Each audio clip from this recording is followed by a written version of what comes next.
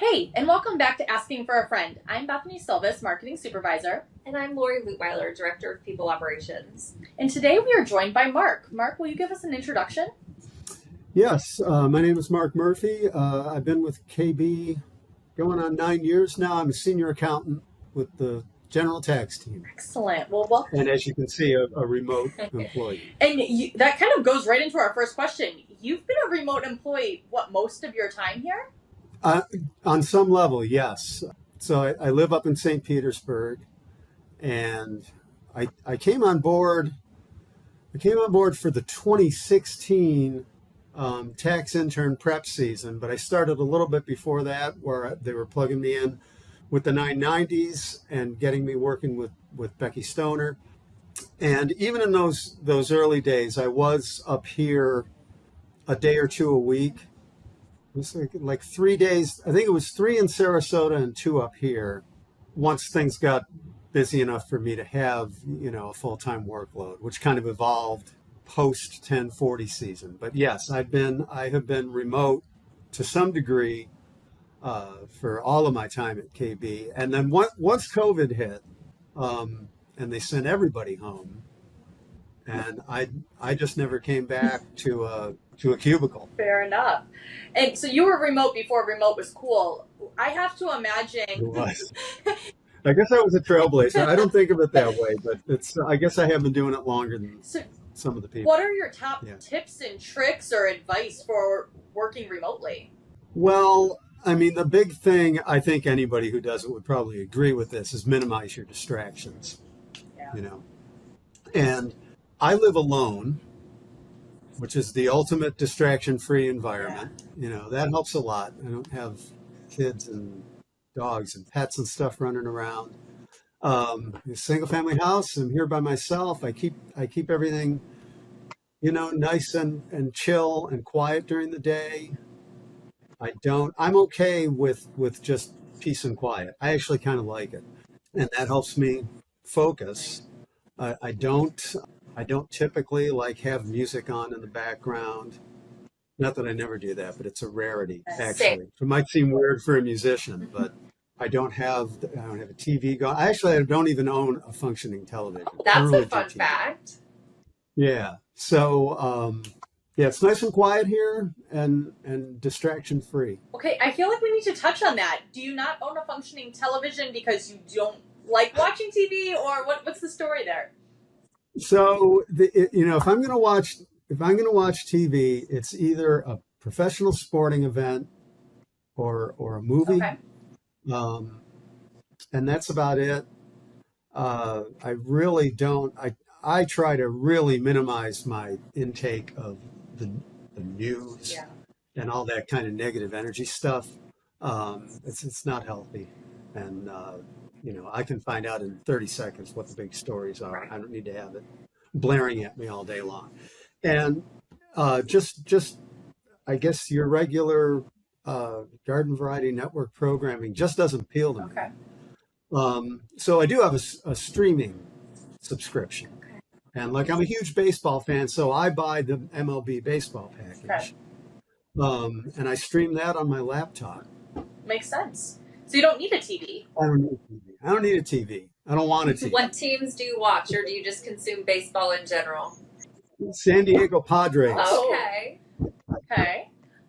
Also unusual for a kid from upstate New York. Yeah, no, that doesn't seem like that's the correct choice. But I have actually been to that stadium before, and it is really beautiful.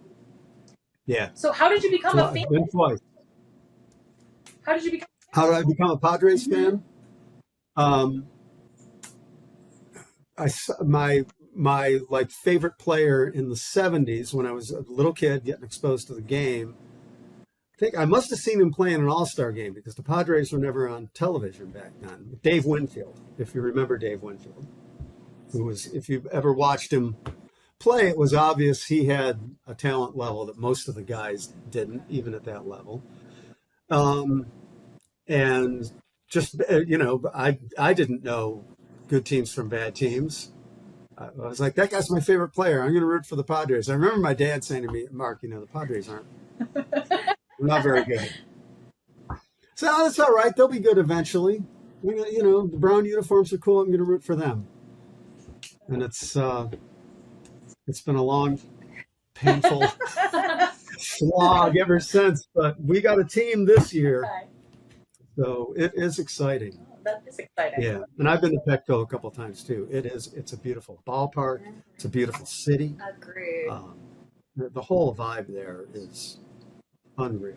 Agreed. I went in 2018 and took the whole tour, Okay. and That's probably about the time that my husband and I were there too, because when we were dating before we had our daughter, our goal was to visit all of the different baseball stadiums. And Nice. so that was one of the ones that we went to, I think late 2017 or 2018, one of the two. And fun fact about him and I is our wedding reception was actually at the Braves Stadium in Atlanta, because that's the first trip that we ever went on and the first baseball stadium that we had been to together. So we went back there and had our reception there. Very Yeah. nice. So also a Very baseball cool. family. He's a Phillies guy, so they up and down there, but baseball is always on in our house. And my daughter, who's going to be 4 this month, she'll see Bryce Harper on TV and she's like, Bryce Harper! So she also has a favorite baseball player, and so I can identify with that. Yes, nice. Yeah, I grew up in a baseball family. My dad played his whole life. My brother and I were in it from the time we were 6 years old in Little League or whatever it is before Yep. Little League where you hit up the tee and stuff Yeah. like that. T-ball? Yeah. Played all through high school. Loved the game. Greatest show on earth. Very cool. Greatest Love game that. there Do you is. prefer live Yeah. games or TV? I really do enjoy watching it on television because I get really into the whole pitch sequencing, cat and mouse, keeping the hitter off balance thing.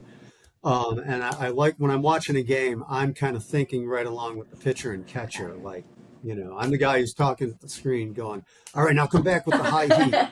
He was way late on that last pitch. Go right back, and on television where they have that center field camera angle and you can see the movement of the pitch, you can see exactly where it landed. That's really hard to replicate at a live game. No, for sure, because typically there's a lot of distractions, and you mentioned you like a distraction-free environment, so that all makes sense, because when you're at the game, there's so people, you got to stand up for someone to walk by you, or there's a lot going on there. Yeah, and wherever you're sitting, like you're not going to get that bird's eye view No. of the pitch as it travels to home plate. Live, half the time I can't tell what pitch they're throwing. Right. But you can't beat the energy of a live game. That's the plus. True. It's awesome being there and being in the moment, and it's just a different experience based off of what you like about the game. So when you played baseball, what did you play? Like what position? I was an outfielder for a lot of the time. I played some middle infield, a little bit of shortstop, a little bit of second base. Pitched a little, but I had no velo. I couldn't bring the heat, so Fair. I did all right pitching, but nothing to write home about. Now, you also mentioned that you are a musician. Do you want to tell other team members or maybe our listeners what that means to you? Oh, yeah. Well, that's been my other lifelong passion is music. So, today I'm a singer, guitarist, songwriter. I have a band up here in St. Pete called Talk to Mark that's been around for going on 20 years now. We've made a couple of recordings of our original stuff, which you can find on Spotify. And Lord and I were listening iTunes right and before your interview today to your playlist that you sent, so we'll include a link to that in our interview. Nice. What track? Hold on, I have it up. It was the Talk to Mark, The Lobby is the one we're The listening Lobby. Yes. So I've been playing music since I was, I guess in the first grade was when I started actually taking formal lessons. It was violin. Okay. and that's how I learned to read music. It was a great foundation to teach that to kids when they're at that age, and our brains are like sponges.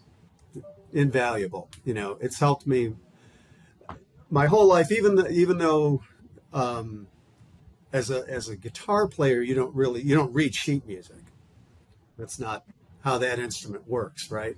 But just having an understanding of how musical keys fit together, a little bit of the theory behind it, and just counting things out, what a triplet is compared to just eighth notes or what have you. And I did, like, on some of the songs, like you mentioned, The Lobby, there's strings and horns on there. I was able to write the string and horn charts because I still understand notation. I just got myself some notation software, and what I heard in my head, I could chart it out and give it to horn players and say, here.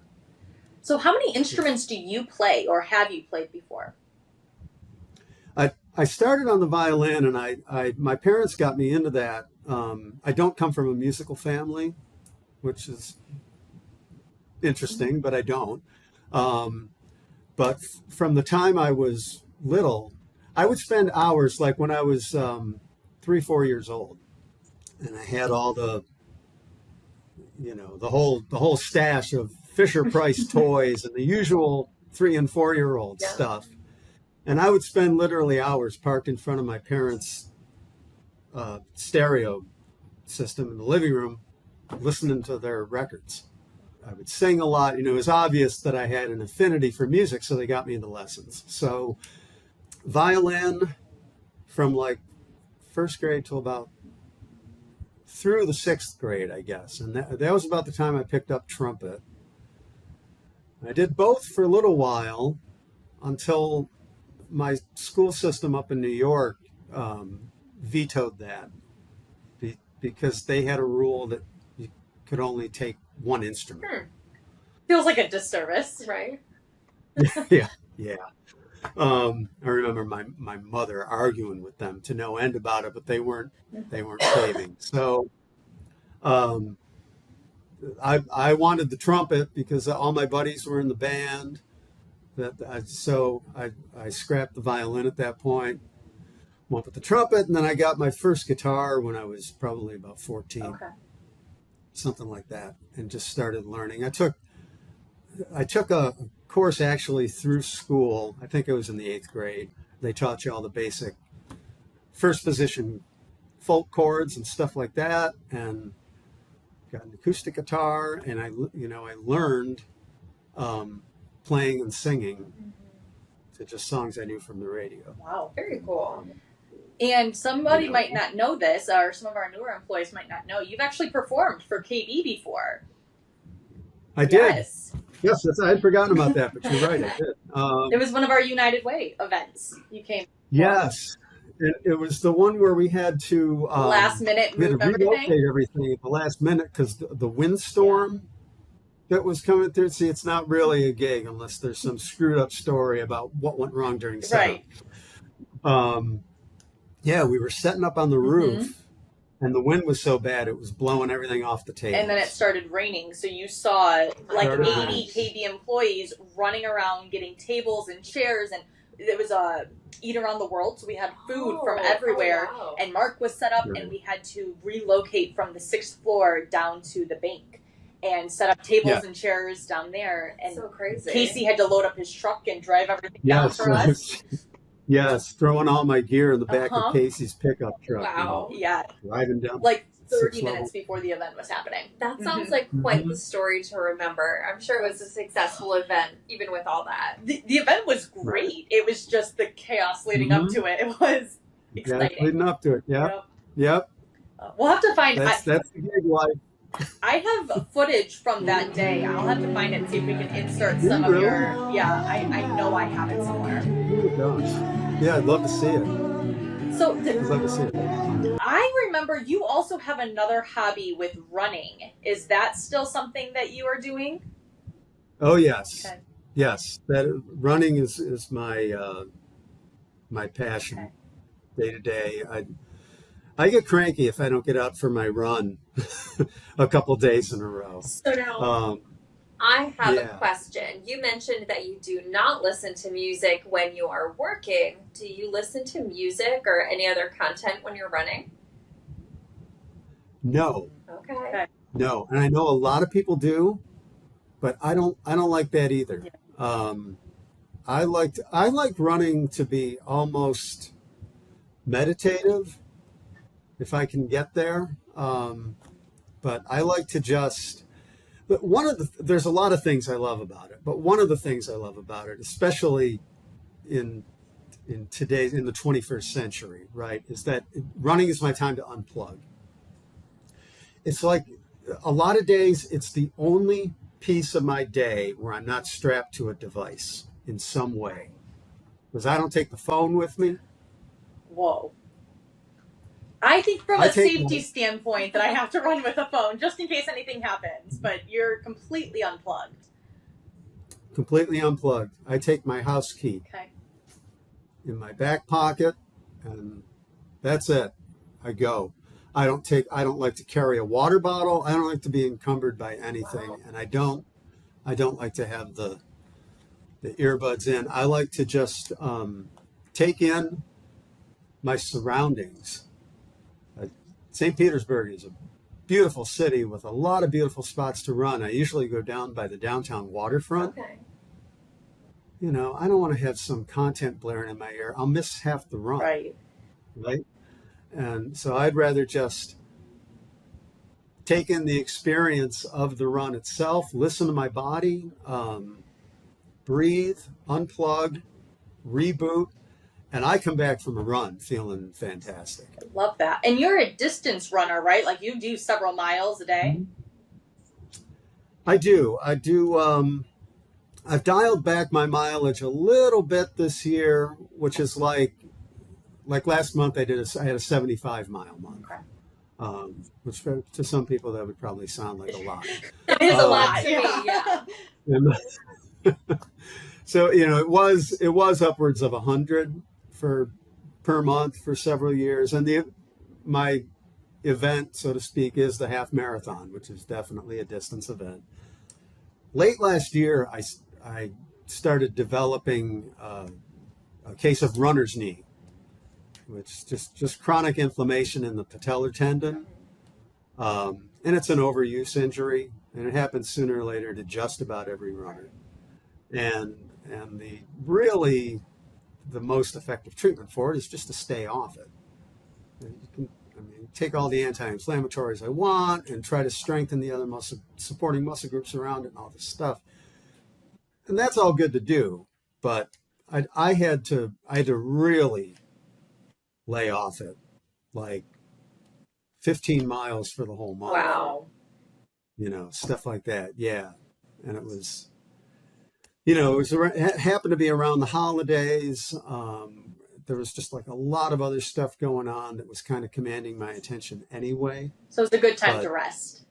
it was a good time to rest. Man, that wasn't easy. Now, you say you like to do half marathons. How many have you participated in?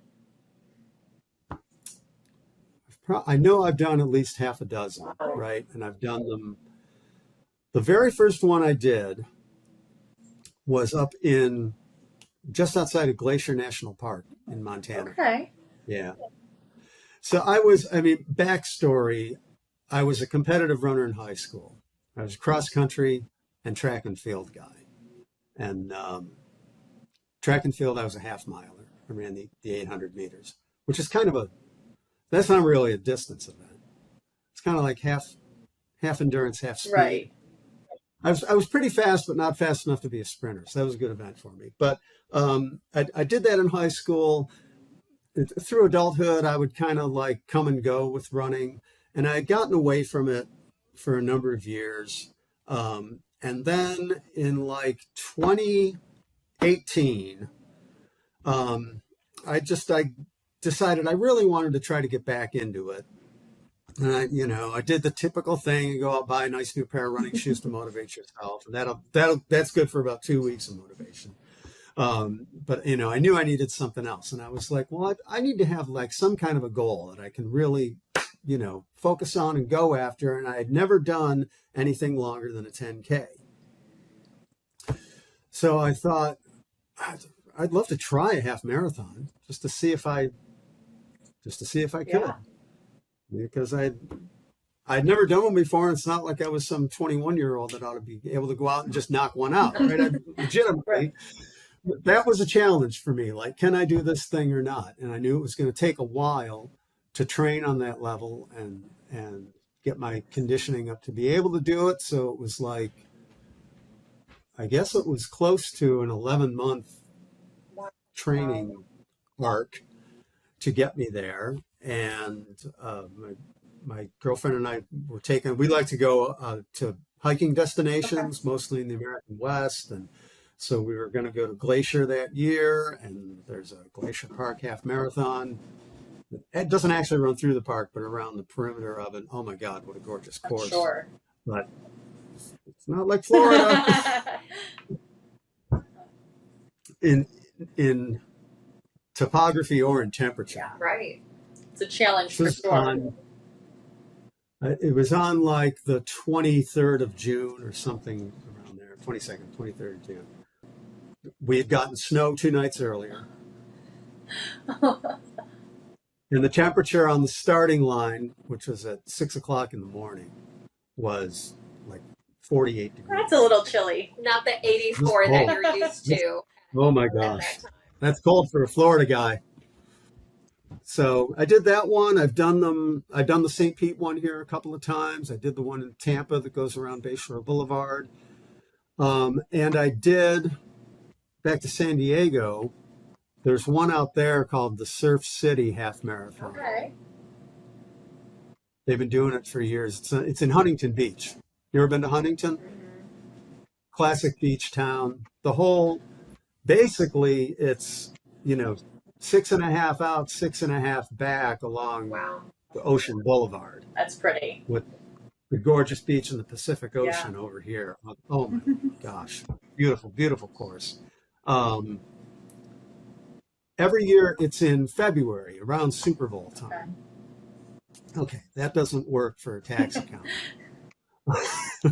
But COVID screwed up their, not in 2020, because they got that one in just before the onslaught. But by 2021, and COVID was still happening, and they did not do it in February 2021. They pushed it out to September. Okay. In September, I could do. That's awesome. A little bit easier. So, yes. We did a week in San Diego, went to a game at Petco, saw them beat up Joe Madden's Angels, and then went to Huntington for the weekend, and I ran the half marathon. That's there. awesome. That's great. Yeah. So I think we're at the time now where we get to ask you your superpower. My superpower. Yes. My superpower has always been my memory. Oh, okay. Okay. I won't call it a photographic memory, but it's close. I have pretty strong memorization skills. It served me very well. I was that annoying guy in college who could do nothing until the night before the midterm, read 6 chapters, retain 5 of them, and do good. Fill the test, and then go back to whatever else I was doing. That's a good skill to have, though. Agreed. It is. I mean, particularly, again, with music. My buddy Paul, who's the original Talk to Mark bass player, he's not in the band anymore. He used to call me the human jukebox. Is you could literally, if it's a song I've played, even if I played it 20 years ago, and you throw it out to me, that's awesome. Give me a few seconds, and that's a really cool party trick. Agreed. It is more. I was thinking of that. I'm like, is this a superpower or a party trick? No, I mean, it is definitely valid. And so now we've gotten to the point of the interview where we would like to give you the opportunity to ask us anything. What would you like to ask? To ask you guys anything? Well, what has this experience been like for you, being podcast hosts? I'll go first. Yeah, go for once. ahead. So I think that it's been really interesting because neither one of us have really ever done this before. So it's a lot of kind of like learning on the fly. I think like you mentioned with setting up for any good gig, something always happens. And so we're continually learning and refining our craft and figuring out how it works and lighting and technology. And I think the first 4 or 5 podcasts we had 4 or 5 different setups, and I think we've finally gotten to a good place. And I think it's been fun, and I love getting to know everybody too. So that's been really cool. And if you could see our setup right now, we normally have like 2 iPads going, my laptop's over there, we have lighting everywhere, like and 2 extension cords happening, all these adapters. So it's quite the, maybe we'll take a little selfie of what's happening here and we can insert it. There's a lot going on behind the scenes. But I think getting to know people, and my biggest part with this podcast that I think has been so interesting is in a more virtual hybrid environment, you kind of miss some of those hallway conversations, that water cooler chat. And this we're finding is a fun way to bridge those conversations with people. And it's like the ultimate icebreaker. Somebody can watch one of these episodes, learn from you that you are a musician, that you like to run. We've learned that several people in our firm are running the Boston Marathon in 2026 or trying to qualify for it now. And that's now we can connect them. And I mean, one is a music listener when they run and one is not. So I don't know if that their vibe will mesh, but we're learning these fun facts about people and can share that with everybody. And I think that's such a cool experience that you can't really replicate in a hybrid environment. Yes, and you're absolutely right about the current work environment. You do miss that. Right. That's the one thing about being remote all the time that I do miss. Yeah. I still like to talk to people on the phone for that reason. Well, I want to hear a human voice. Right. Honey, I get enough text messages and emails. Right. I don't need any more. We all do. Yes, exactly. Yeah. So we're hoping that now you can listen, or everybody else can listen to these interviews or little clips of the interview and maybe pick up the phone or send a Teams message and say, oh, I'm doing this too, or I enjoy this, and can bridge some connection with people you might not get to work with on an everyday basis. Right. Yeah. Absolutely. All right. And we are running close on time here, but I think we have a second for some rapid fire questions. Let's do it. All right. Okay. So favorite place you've ever been, traveled to? Oh, gosh. Favorite place I've ever been. Jeez. I got to pick one. Top 3. Top 3. The Grand Tetons. Okay. Italy. It was pretty great. Yeah. San Diego, the Pacific Coast. Yeah. Do you prefer attending a concert or performing?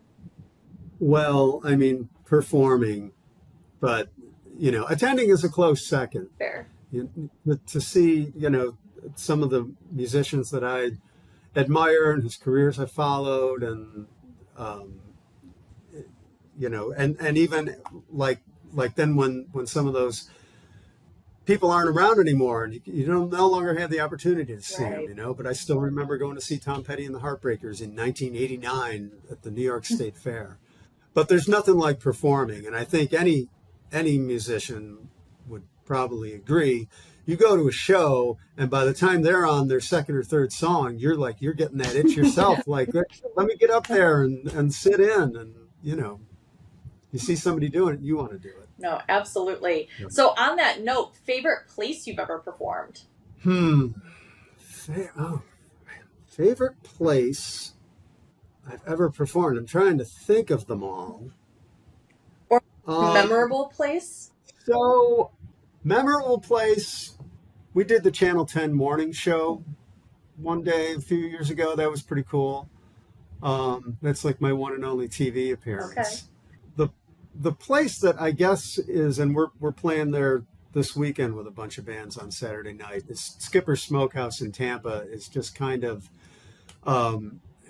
that's got a place in my heart because we've played there so many times over the years. We're involved with WMNF Radio, the listener-supported station out of Tampa, if you're familiar with them. So it's like, there's a connection to a lot of people that I've known for a long time, great people, and this little WMNF community that's pretty special. So, I've played bigger venues. We've played at like the festivals in Vinoy Park and stuff like that, and Janus Live. Those are great. But so it's more. So I guess what I'm getting at, it's not just the place, Right. it's the place and the people. That's awesome. I love that. All right. How many countries have you been to? How many Countries have you been to? countries? U.S., Canada, Antigua, Italy, Argentina, France for a day. I flew through Denmark. So UK. okay. Yeah, I think that's all of them. Wow. Whatever that is, 7 or 8, Oh, that's awesome. something like that. Well, thanks, Mark, for joining us today. We learned so much about you, and looking forward to seeing where your musical journey takes you next. So am I. Thank you very much for having me. This is great. Really enjoyed it. Of course.